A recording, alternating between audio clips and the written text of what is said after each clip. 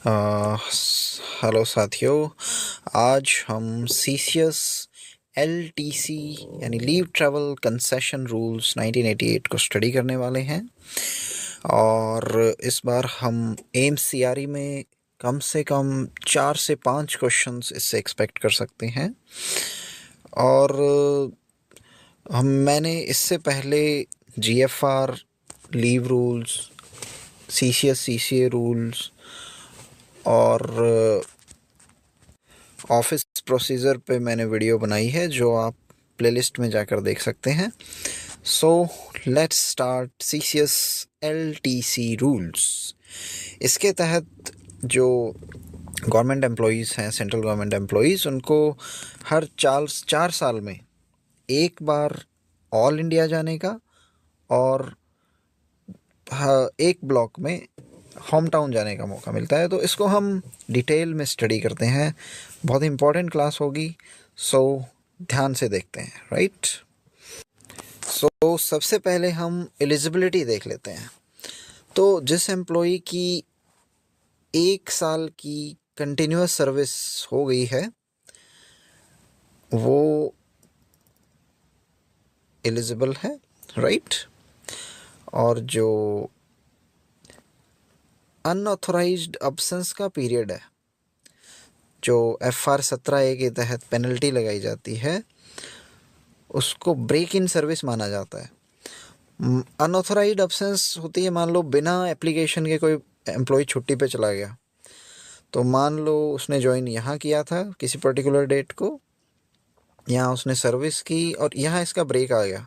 मान लो इस पीरियड में वो अनऑथराइज्ड रहा, तो यहाँ भले ही उसने मान लेते हैं 3 साल सर्विस की थी, यहाँ ब्रेक आ गया, तो एलटीसी के लिए उसको यहाँ फिर से 1 साल सर्व करना पड़ेगा, 1 साल, तब जाके वो एलिजिबल होगा। यहाँ इस 1 साल में उसको कोई एलटीसी नहीं मिलेगी, यानी ब्रेक हमने मान लिया। ये यहाँ अनऑथराइज्ड एब्सेंस रहा था ना इस पीरियड में, इसलिए उसको फिर से यहाँ पे 1 साल करना पड़ेगा इस पीरियड में। यहाँ वो कोई एलटीसी नहीं ले पाएगा। तो ये पॉइंट इंपॉर्टेंट है। ये हमने सीसीएस सीसीए रूल में भी देखा था। सीसीएस सीसीए रूल में नहीं आता, सॉरी, ये FR 17A में आता है, जो हम फंडामेंटल रूल्स की वीडियो में देखेंगे। राइट। सो ये ब्रेक इन सर्विस बहुत इंपॉर्टेंट है। सो हमें अनऑथराइज्ड एब्सेंस नहीं रहना है। राइट। नेक्स्ट पॉइंट है कि जिन एम्प्लॉयज़ की जो स्पाउसेस हैं वो इंडियन रेलवेज या नेशनल एयरलाइंस में वर्क करते हैं, वो होम टाउन एलटीसी के लिए एलिजिबल नहीं है, क्योंकि घर पे तो वो अपने स्पाउस की रेलवेज और एयरलाइंस के थ्रू भी जा सकते हैं। ये एक याद करने का तरीका है। राइट। सो होम टाउन नहीं जा सकते वो। हाँ, ऑल इंडिया एलटीसी ले सकते हैं, इसमें कोई इशू नहीं है। राइट। और अगर कोई एम्प्लॉय सस्पेंड हो गया है तो उसको तो नहीं मिलेगी, बट उसकी फैमिली मेम्बर्स को मिल जाएगी एलटीसी। ओके। फिर हम देखते हैं, अगर दोनों husband wife central government servants हैं तो वो अपने सेपरेट होम टाउन्स डिक्लेयर कर सकते हैं। सिंपल सी बात है। और वो एलटीसी भी अलग अलग ले सकते हैं अपनी इंडिपेंडेंटली, यानी जो वुमेन है और जो मैन हैं वो अपने जो माता पिता हैं, जो अपने छोटे भाई बहन हैं, उनके लिए इंडिपेंडेंटली ले सकते हैं, कोई इशू नहीं है। ओके। और जो अपने और बच्चों की बात करें, अगर ये तो हो गया पेरेंट्स और ब्रदर सिस्टर, ये तो उनके ऑफ कोर्स अलग अलग होंगे। बच्चे तो उनके सेम ही है ना, तो कोई एक पेरेंट ले सकता है उनके लिए। राइट। ये चीज़ें ध्यान रखनी है। यानी जो पेरेंट्स हैं और जो भाई बहन हैं उनके लिए तो हस्बैंड वाइफ अपना अपना अलग क्लेम कर सकते हैं, लेकिन जो चिल्ड्रन है वो, क्योंकि उन दोनों का ही है, तो उनमें से कोई एक क्लेम कर सकता है माता पिता में से। राइट। और मान लेते हैं कोई हस्बैंड वाइफ है, वो अवेल करता है एलटीसी। फिर हम देखते हैं कि अगर हस्बैंड या वाइफ ने अपनी जो वाइफ या हस्बैंड है, स्पाउस है जो, उसके एज ए फैमिली उसने अगर बेनिफिट ले लिया है तो वो इंडिपेंडेंटली फिर खुद के लिए अलग से नहीं ले सकता, राइट। तो ये चीज़ हमें ध्यान रखनी है। तो ये तो बेसिक सी बात है कि अगर एज ए फैमिली ये तो दो दो बार हो जाएगा ना। एक तो उसने फैमिली के साथ ले लिया अपने स्पाउस की, फिर वो इंडिपेंडेंटली नहीं ले सकता, तो दो दो बार हो जाएगा। सो ये चीज़ एलिजिबल नहीं है। ओके, अब हम इसमें देखते हैं फैमिली में कौन आएगा, यानी कौन गवर्नमेंट सर्वेंट के साथ ट्रैवल कर सकता है।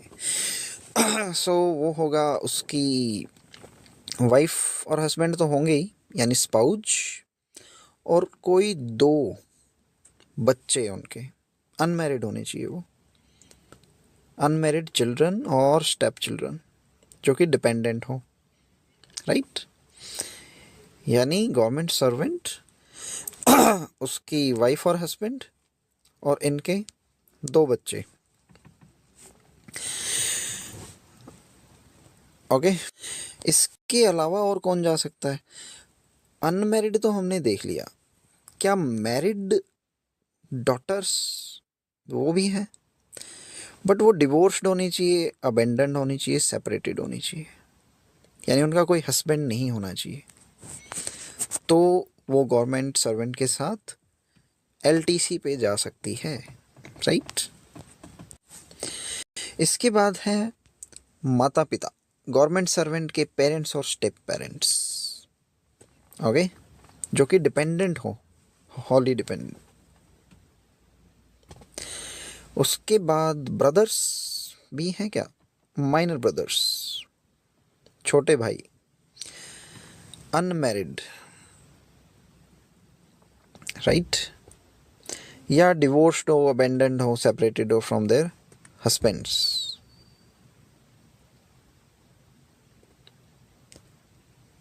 या विडोड सिस्टर्स, ये हमने देख ही लिए हैं, मतलब भाई बहन भी आ गए इसमें।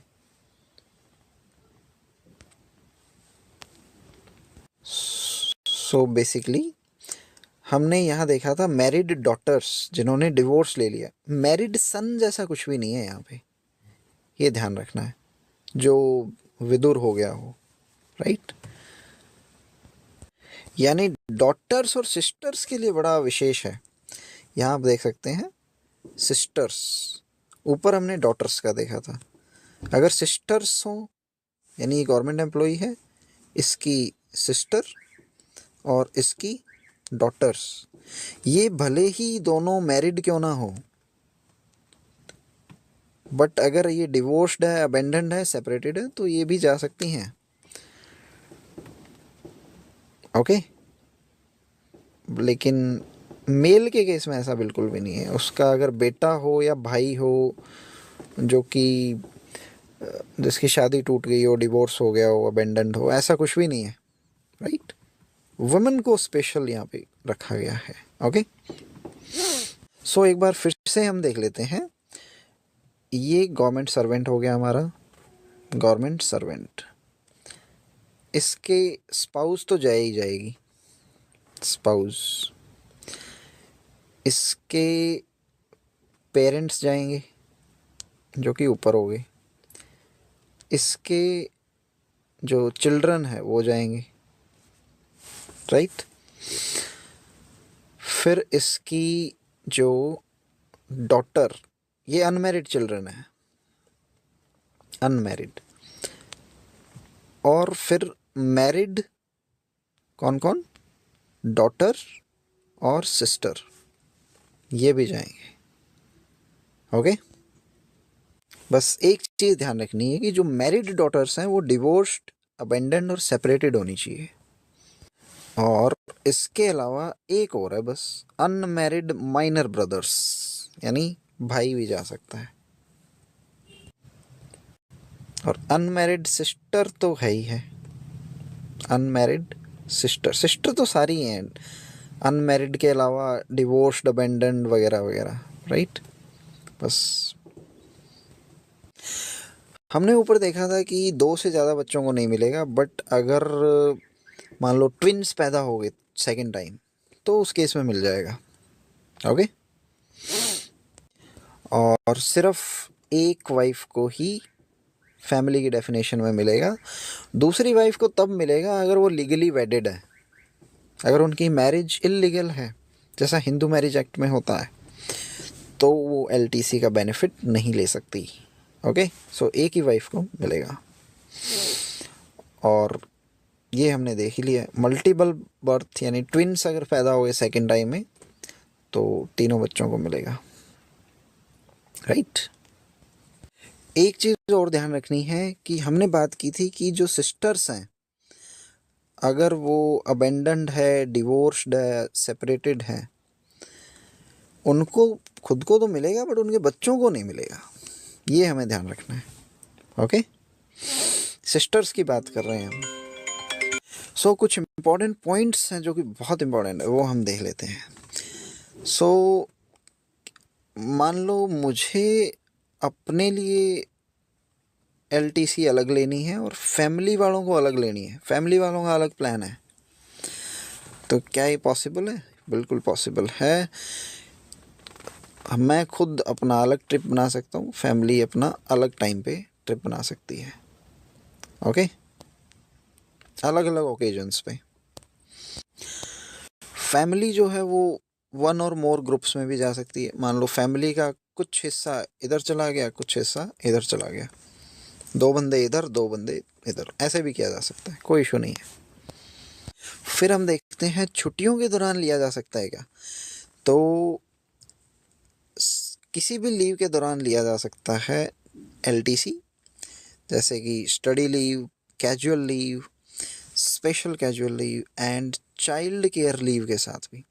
चाइल्ड केयर लीव हमने देखी थी कि एक बार में 5 तो लेनी होती है, और साल में नहीं, पूरी सर्विस में 720 दिन की हमने मिलती है टोटल। एक बार में 5 तो लेनी होती है।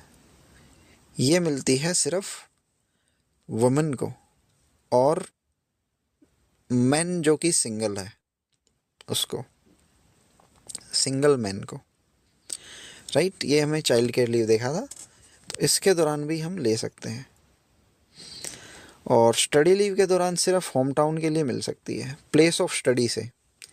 ये प्लेस ऑफ स्टडी है, यहाँ से होम टाउन जाने की और वापस आने की, ये मिल सकती है। सो चाइल्ड केयर लीव भी हमने रिवाइज कर लिया है। ओके, सो एक आगे एक चीज़ लिखी हुई है, ट्रांसफ़र और टूर के साथ भी इसको कंबाइन किया जा सकता है। Can not be availed of during closed holidays only. So ये बहुत इम्पोर्टेंट चीज़ है कि आपको लीव तो लेनी पड़ेगी। विदाउट टेकिंग एनी लीव आप किसी भी हॉलीडे पे नहीं जा सकते, आपको छुट्टी तो लेनी पड़ेगी यानी अर्नड लीव तो आपको लेनी ही पड़ेगी। ये यहाँ पे गलत लिखा हुआ है कि सीसीएल के दौरान नहीं ले सकते। ये 3 अप्रैल 2018 का एक ऑफिस मेमोरेंडम आया था, उसमें डीओपीटी ने बोला है कि चाइल्ड केयर लीव के साथ भी ले सकते हैं। ओके, और फॉरेन ट्रैवल भी कर सकते हैं, कोई इशू नहीं है child care leave. So next important point is splitting of home town LTC. Splitting जो है होम टाउन एलटीसी का, वो अलाउड है जो एम्प्लॉयज़ रिमोट एरियाज़ में, जैसे north East, Andaman, Lakshadweep, Ladakh. Splitting ऐसे काम करती है, मान लो ये रिमोट लोकेशन है कोई भी, लेट्स से अंडमान, यहाँ से वो इन जनरल तो होम टाउन जाता है, पर उसको स्प्लिट कर सकता है, वो किसी इंटरमीडिएट स्टेशन पे भी जा सकता है और फिर होम टाउन जा सकता है, तो ये उसको अलाउड है, राइट। इसको कहते हैं स्प्लिटिंग। ओके,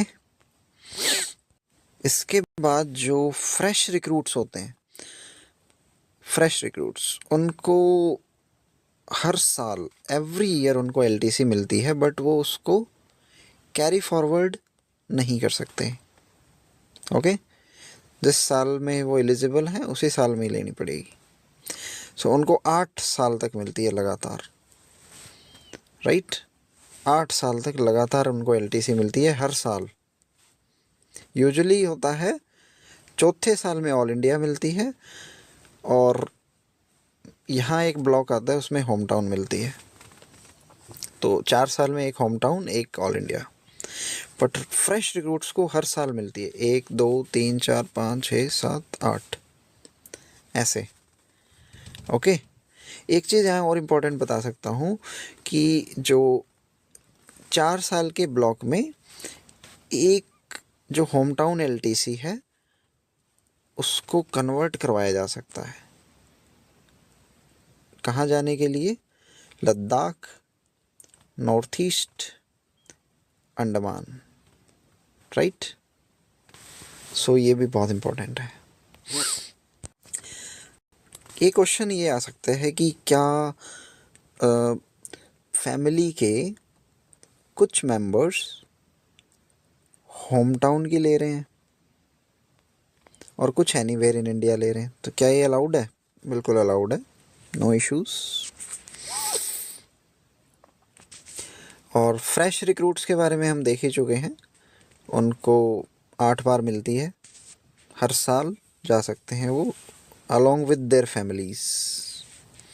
और चौथे साल में आपको पता ही है वो एनी प्लेस इन इंडिया भी जा सकते हैं, ऑल इंडिया।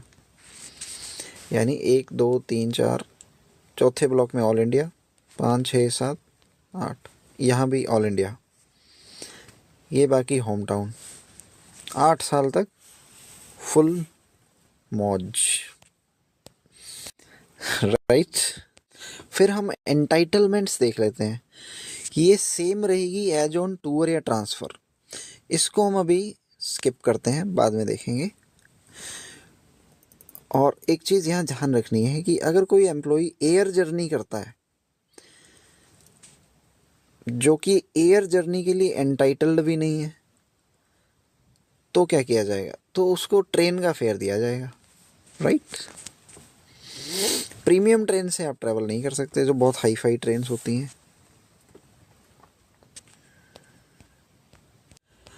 और एयर टिकट्स हैं वो 3 कंपनी से ही की जा सकती है, Balmer Lawrie, Ashok Travels and IRCTC तो है ही है। ये बाल्मर लॉरी हमें याद रखना है, अशोक ट्रेवल्स भी याद रखना है। ओके। सो इसको याद करने का तरीका हो सकता है एयर से अशोक, ए से अशोक, और जब शॉक लगता है तो we need Balmer Lawrie. Okay, just to remember. दूसरे एजेंट से बिल्कुल भी अलाउड नहीं है। ए से अशोक एंड बाल्मर लॉरी, 2 ही अलाउड है। और आईआरसीटीसी तो है ही है। और ये बात तो मैंने बता ही दी है कि 1 block of home town LTC वो हम डेस्टिनेशन से नॉर्थ ईस्ट के लिए कन्वर्ट कर सकते हैं। नॉर्थ ईस्ट के अलावा इसमें JNK भी है, लद्दाख भी है, और अंडमान निकोबार भी है। ओके, ये इन डेस्टिनेशंस पे हम जा सकते हैं अपनी होम टाउन एलटीसी लेकर। हम होम टाउन एलटीसी को कन्वर्ट करवा कर हमने देखा है कि 1 2 3 4, तो ये 2 ब्लॉक्स होते हैं। पहला ब्लॉक होम टाउन का, और फिर चौथे साल में ऑल इंडिया होती है। तो इस होम टाउन वाले को हम कन्वर्ट करा सकते हैं इन 3 लोकेशन पे, JNK, अंडमान और नॉर्थ ईस्ट। ओके। फिर यहाँ पे बहुत इंपॉर्टेंट चीज़ आती है कि जो एंटाइटल्ड क्लास हैं, जो एयर से ट्रैवल कर सकते हैं हवाई जहाज़ से, वो तो अपना इकोनॉमी क्लास में बुक करके जा सकते हैं डायरेक्ट, कोई इशू नहीं है। बट जो नहीं है एंटाइटल्ड, वो नॉर्थ ईस्ट कैसे जाएं, वो अंडमान यानी पोर्ट ब्लेयर कैसे जाएं, वो JNK कैसे जाएं? तो वो ये काम कर सकते हैं कि वो जहाँ भी रहते हैं वहाँ से नॉर्थ ईस्ट जाने के लिए तो वो जाएं कोलकाता या गुवाहाटी। ओके। और पोर्ट ब्लेयर जाने के लिए वो जा सकते हैं फिर वही कोलकाता या चेन्नई, यहाँ चेन्नई आ गया, राइट। और JNK जाने के लिए दिल्ली या अमृतसर, ये आप एक बार देख सकते हैं। ओके, और ये जो है ना फेयर जो है एयरलाइन का बहुत ज़्यादा नहीं होना चाहिए। ये LTC 80 आप वर्ड याद रख सकते हैं, एयर इंडिया LTC 80 फेयर्स यहाँ लिमिट होनी चाहिए। तो नॉर्थ ईस्ट जाना है तो पहले कोलकाता पहुँच जाओ, पोर्ट ब्लेयर जाना है तो या तो कोलकाता से फ़्लाइट पकड़ो या चेन्नई, यहाँ तक आपको ट्रेन से जाना पड़ेगा। और जम्मू कश्मीर जाना है तो पहले अमृतसर पहुँच जाओ या फिर दिल्ली पहुँच जाओ बाय ट्रेन, आगे आप फ़्लाइट ले सकते हो, कोई इशू नहीं है। राइट, ये you can see this is very important. So ये स्कीम हमें ध्यान रखनी है, North East JNK and Andaman Nicobar वाली, ये एक्सटेंड होती रहती है, आगे भी हो चुकी है। ओके, फिर कोई बंदा अगर बोले कि मुझे तो ट्रेन से जाना ही नहीं है, रोड से जाना है, ओके, तो वो किसी पब्लिक ट्रांसपोर्ट का यूज़ कर सकता है, नो इश्यूज़। जैसे कोई गवर्नमेंट ऑपरेटेड अगर है, run by central state government, तो पब्लिक ट्रांसपोर्ट से जा सकता है, बट अपनी गाड़ी से नहीं जा सकता है। हाँ, HOD अलाउ कर सकता है अगर डिसेबल्ड है, राइट, या फैमिली मेम्बर्स में कोई डिसेबल्ड है, खुद डिसेबल्ड है या फैमिली मेम्बर, तो वो अपनी गाड़ी लेके जा सकता है। अदरवाइज अलाउड नहीं है, आपको ट्रेन फेयर ही दिया जाएगा।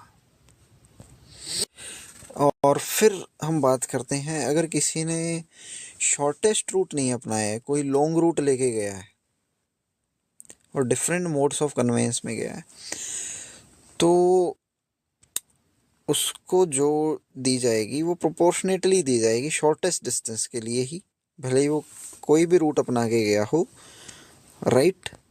और अगर उसने अपनी एंटाइटल्ड क्लास से बड़ी क्लास में ट्रैवल किया है तो उसको रीइंबर्समेंट मिलेगी, वो अपनी एंटाइटल्ड क्लास की ही मिलेगी। ओके ओके, सो अब हम समझते हैं बहुत ही इम्पोर्टेंट चीज़। ये जो पूरा मामला यहाँ दिया हुआ है, इसका मतलब ये है कि मान लो कोई बंदा यहाँ ड्यूटी कर रहा है, यहाँ से वो गया अपने कहीं भी जाना है, मान लो सिक्किम के किसी फार फ्लंग एरिया में जाना है, ठीक है, तो यहाँ से लेकर यहाँ तक तो रेलवे मिल रहा था, तो उसको यहाँ तक तो कोई इशू नहीं है। आगे मान लो कोई पब्लिक ट्रांसपोर्ट है ही नहीं इस जगह पे, तो वो अपनी अरेंजमेंट से जाता है इस डिस्टेंस में, राइट। तो वो इसको 100 किलोमीटर तक का अलाउड है, वो अपनी अरेंजमेंट से जा सकता है। ओके, और ये सेल्फ डिक्लेरेशन पे बेस्ड होगा, उसको डिक्लेयर करना पड़ेगा। 100 किलोमीटर की लिमिट है, ऐसा सिक्किम के केस में देखा जाता है, क्योंकि वहाँ दार्जिलिंग वगैरह तक तो सारा कुछ अवेलेबल है, उसके बाद आगे टैक्सी करके जाना पड़ता है। तो उस केस में वो 100 किलोमीटर तक रीइंबर्स हो जाती हैं आपका जो भी ट्रैवल एक्सपेंस था। ओके ओके, अब देखते हैं LTC एडवांस।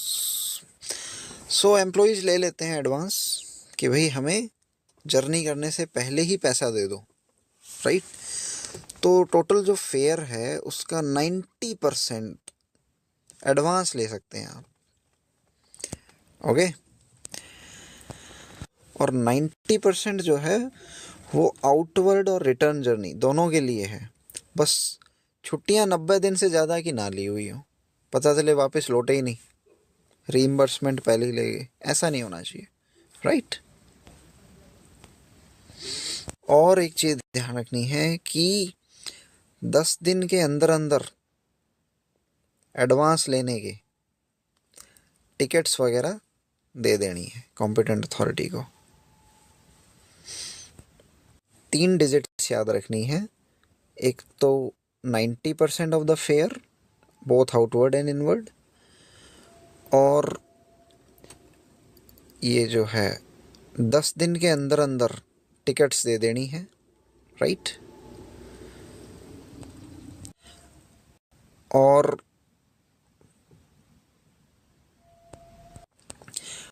और टाइम लिमिट जो है वो है 125 days in case of train और 65 days in case of other mode of journey. यानी 125 दिन पहले आप ले सकते हैं, ये टाइम लिमिट है एडवांस लेने की। अब हम देखते हैं क्लेम कैसे सबमिट करना है। मान लो आप जर्नी करके आ गए हैं, राइट, आप कहीं घूमने के लिए एलटीसी लेके गए और अब वापस आ गए हैं। तो अगर आपने एडवांस लिया था, राइट, अगर आपने एडवांस लिया था तो आपको रिटर्न जर्नी के विद इन 1 मंथ क्लेम आपको सबमिट करना पड़ेगा। ओके, और अगर ऐसा नहीं होता है तो उससे रिकवरी की जाएगी और 2% इंटरेस्ट के साथ की जाएगी, राइट, ये हमें ध्यान रखना है। और जिस केस में एडवांस नहीं लिया गया हो तो आराम से आओ और 3 महीने तक अपना क्लेम सबमिट कर दो। ओके, कोई इशू नहीं है। ये जो टाइम लिमिट है इसको रिलैक्स भी किया जा सकता है। जो मिनिस्ट्री या डिपार्टमेंट है वो फाइनेंशियल एडवाइज़र के साथ कॉन्करेंस के लेकर के इसको रिलैक्स भी कर सकती है। फाइनेंशियल एडवाइज़र जो है एफए, वो बहुत पावरफुल है इस मामले में। अब हम देखते हैं होम टाउन एलटीसी और ऑल इंडिया एलटीसी को अलग से। जो होम टाउन एलटीसी है वो सभी एम्प्लॉयज़ को मिलेगी, चाहे कितनी डिस्टेंस क्यों ना हो। एक बार जो डिक्लेयर कर दिया वो होगा फाइनल, और पूरी सर्विस में एक बार once during entire service, exceptional circumstances में इसको चेंज किया जा सकता है। So once during entire service, ये याद रखना है। और ब्लॉक ऑफ 2 कैलेंडर ईयर्स में एक बार हम ले सकते हैं, ये हम पहले ही देख चुके हैं। 1 2 3 4, ये 2 ब्लॉक्स हो गए, एक ये एक ये। तो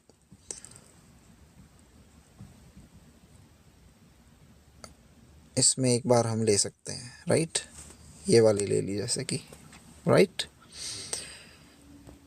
और फिर अगर होम टाउन और हेडक्वार्टर सेम प्लेस है तो कोई भी एलटीसी नहीं मिलेगी, राइट।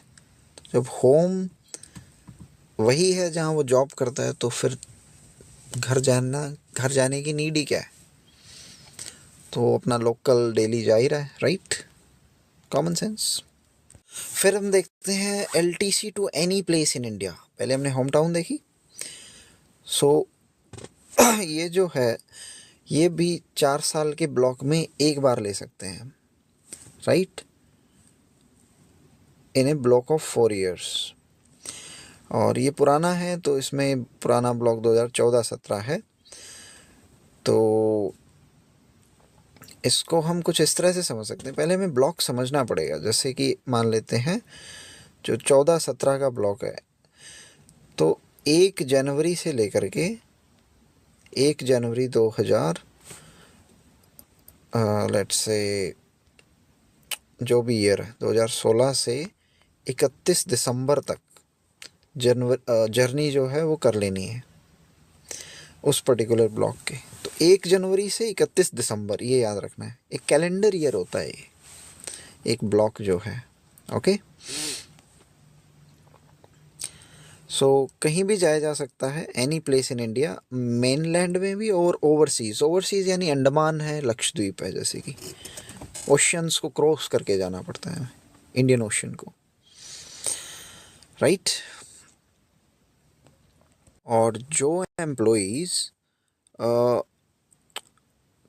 सिर्फ खुद के लिए होम टाउन एलटीसी ले रहे हैं हर साल, यूजुअली ऐसा होता है ना कि 1 2 3 4, यूजुअली ऐसा होता है कि एक ब्लॉक 1 साल होम टाउन मिलता है, एक ऑल इंडिया।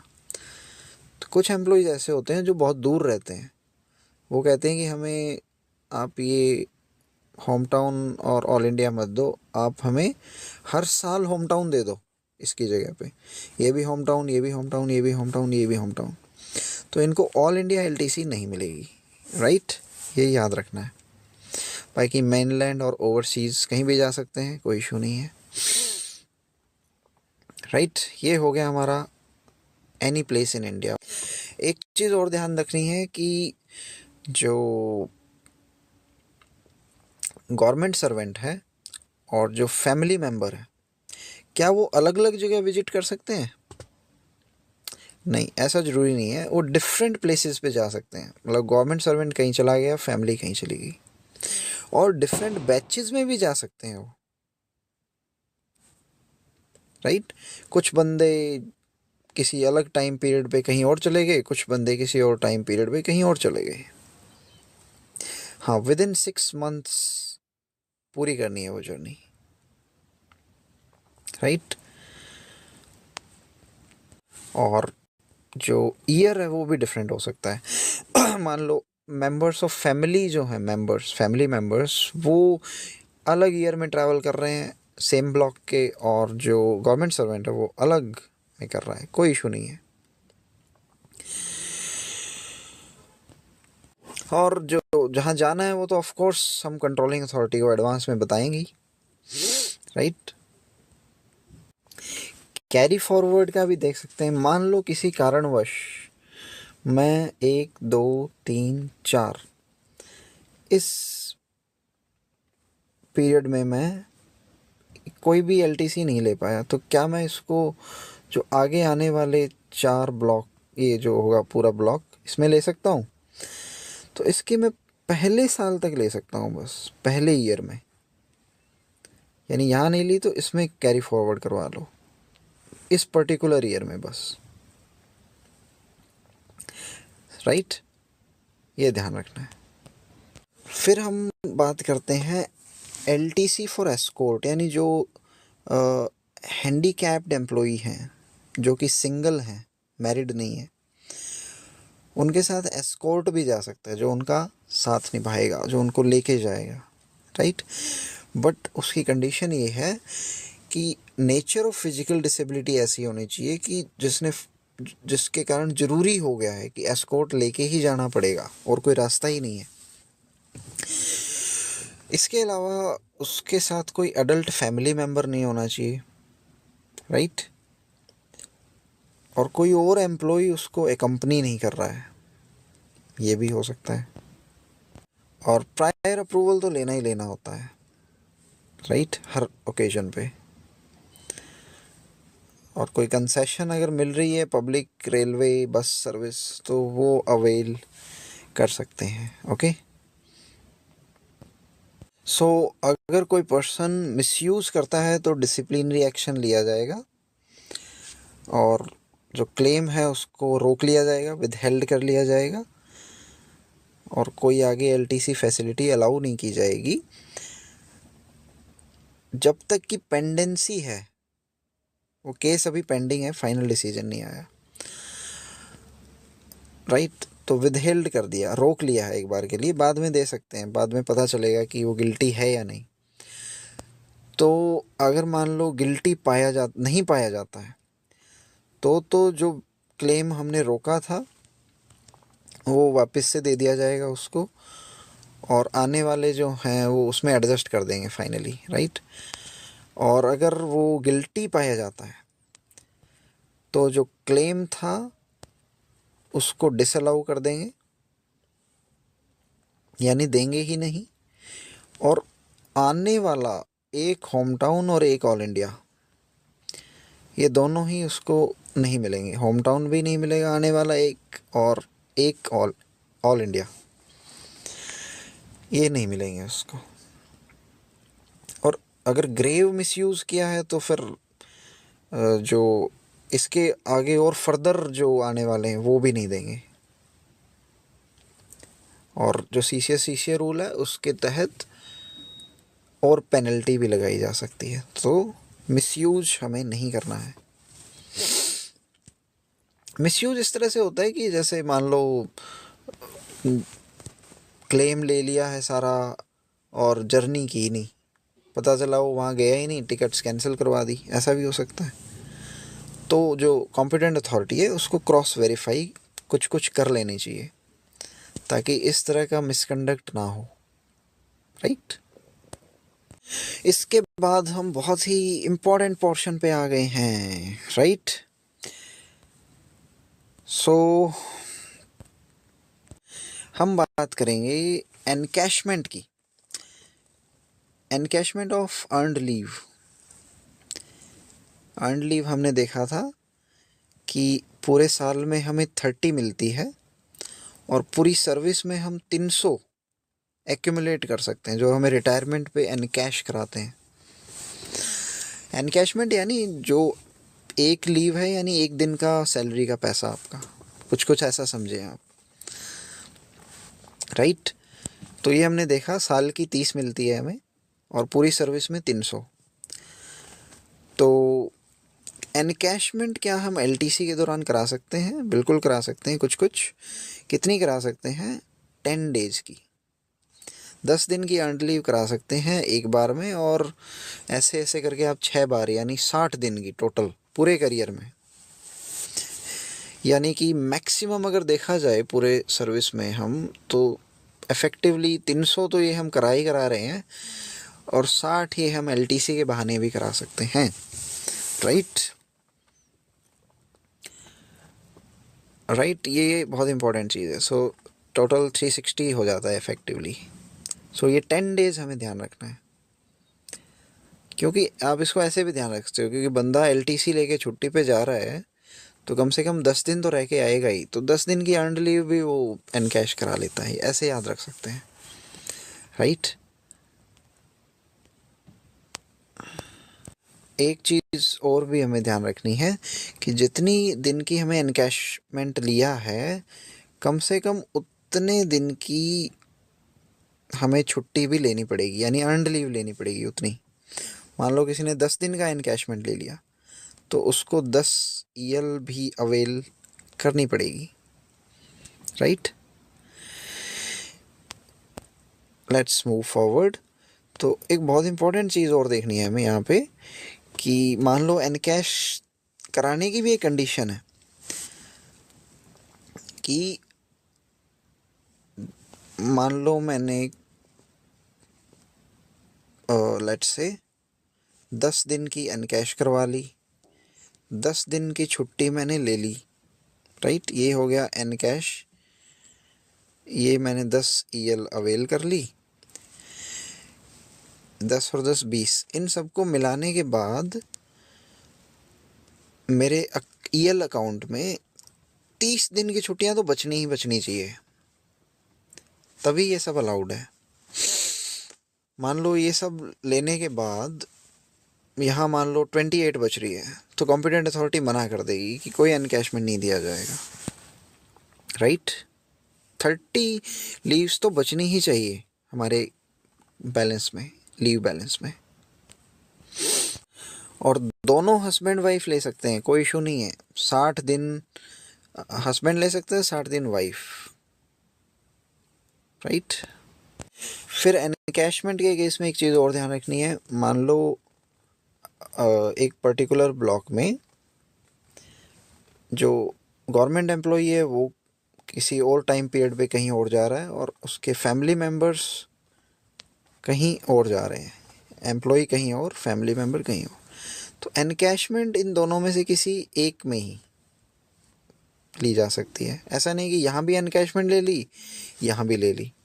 ऐसा भी नहीं कर सकते कि 5 यहाँ ली 5 यहाँ ली, कोई बोले कि टोटल तो 10 ही ले रहा हूँ ना, ऐसा अलाउड नहीं है।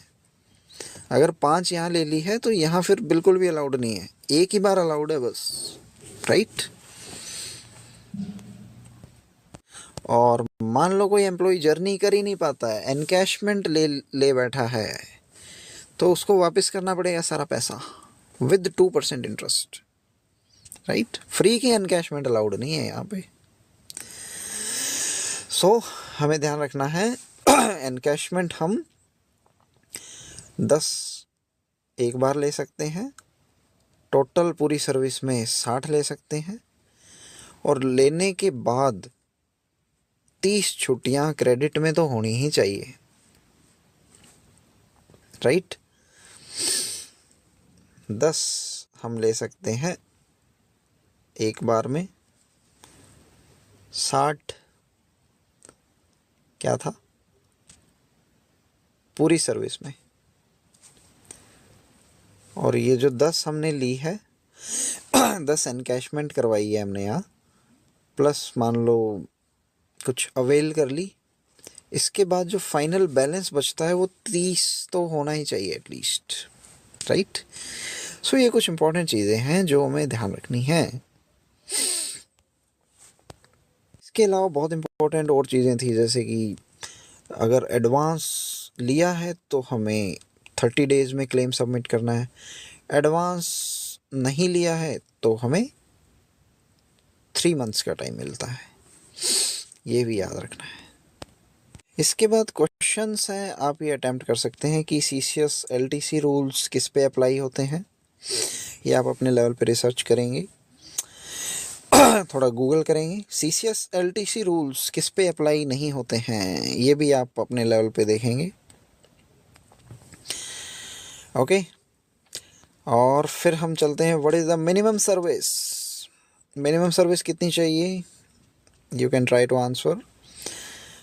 और फिर है who of the following are not included in the term family, family में कौन नहीं आता है, राइट। ये आप ऑप्शंस यहाँ देख सकते हैं, राइट। सो इसके बाद हम आ जाते हैं, एक बहुत इंपॉर्टेंट चार्ट है जो हमने मिस कर दिया था, जो मैंने स्किप किया था, एंटाइटलमेंट्स का है। जो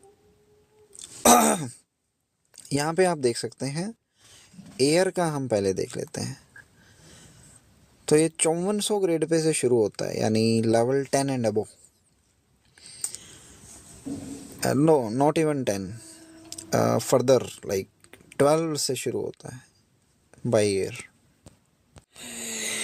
ओके। सो इसमें थोड़ा बेटर दिया हुआ है, ये हम लेवल वाइज देख लेते हैं।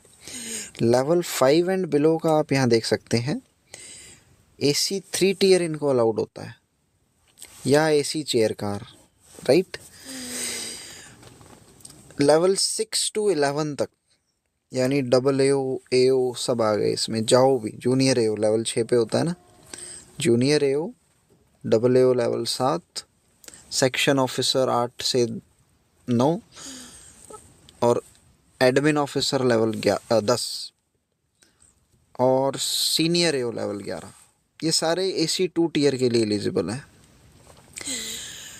हवाई जहाज शुरू होती है लेवल 12 से, इसको याद रख सकते हो, बाहर आ, यानी बाहर, बाहर मतलब हवाई जहाज से जाएंगे, राइट। 12, लेवल 12 और 13 पे इकोनॉमी, और लेवल 14 एंड अबव ये बिजनेस क्लास में ट्रैवल कर सकते हैं। 14 यानी जॉइंट सेक्रेटरी का लेवल, लेवल 14 पे होता है joint secretary,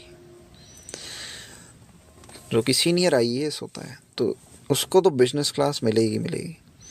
otherwise economy class है लेवल 12 और 13 की, इससे पहले किसी को हवाई जहाज से अलाउड नहीं है एलटीसी के लिए, राइट।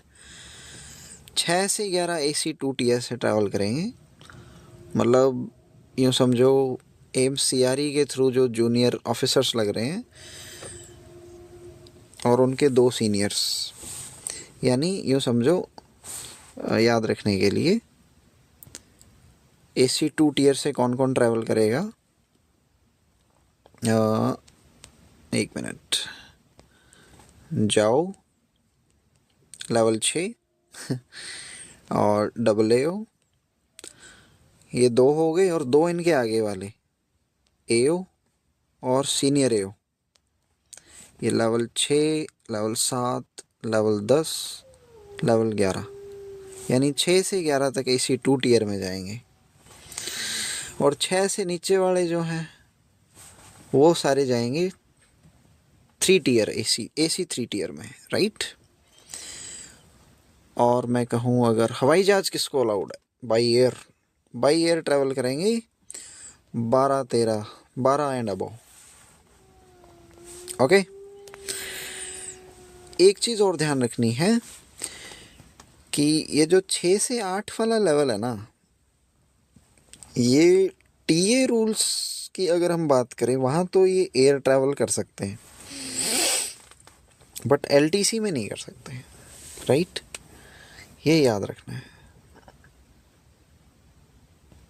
उसके बाद हम नेक्स्ट देख लेते हैं कि जो बंदे अंडमान निकोबार और लक्षद्वीप जाते हैं, तो वो शिपिंग कॉरपोरेशन ऑफ इंडिया की जहाज, पानी की जहाज, शिप्स जाती हैं, उसमें जो लेवल 10 से ऊपर वाले हैं वो तो डिलक्स क्लास में जाते हैं, और जो 4200 से 4800 यानी कि लेवल 6 से 8 वाले फर्स्ट क्लास में, फर्स्ट या ए कैबिन क्लास, 2400 2800 यानी कि level 4 and 5 second B cabin class, below 2400 ये जाएंगे बंक क्लास में।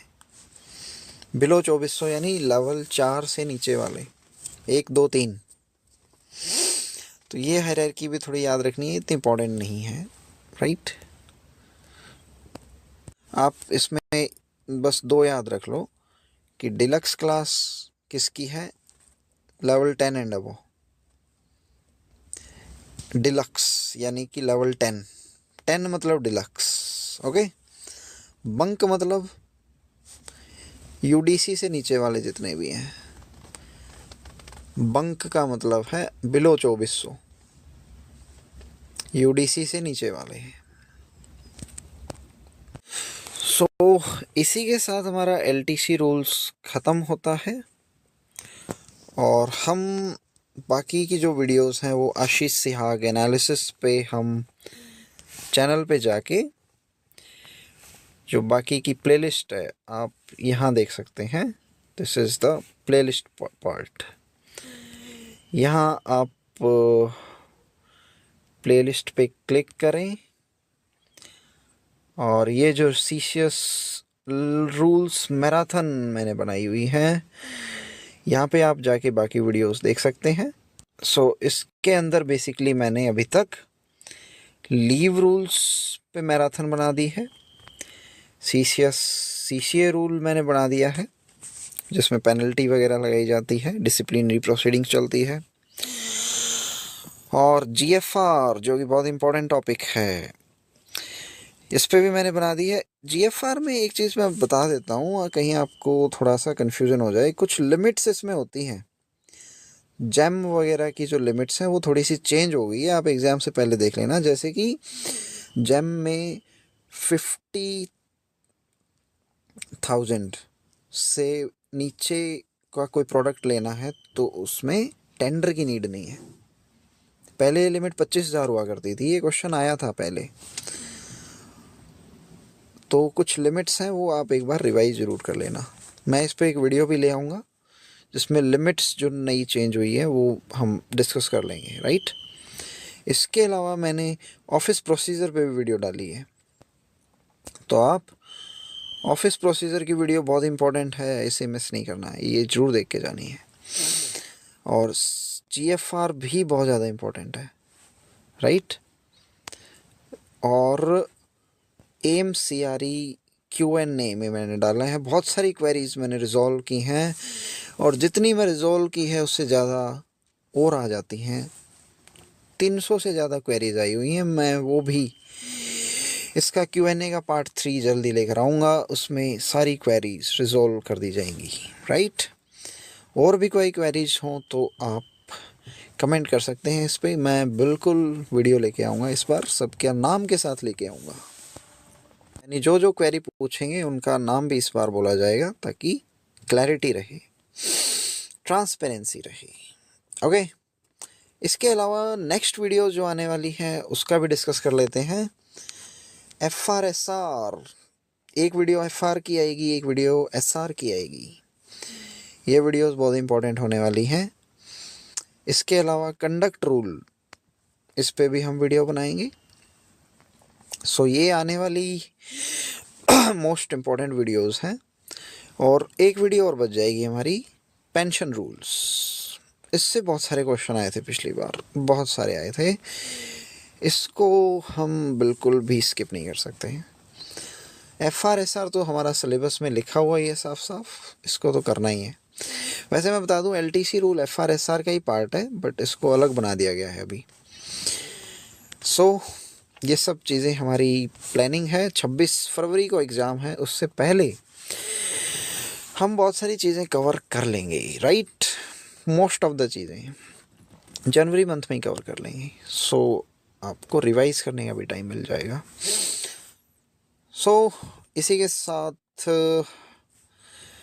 मैं चलता हूँ।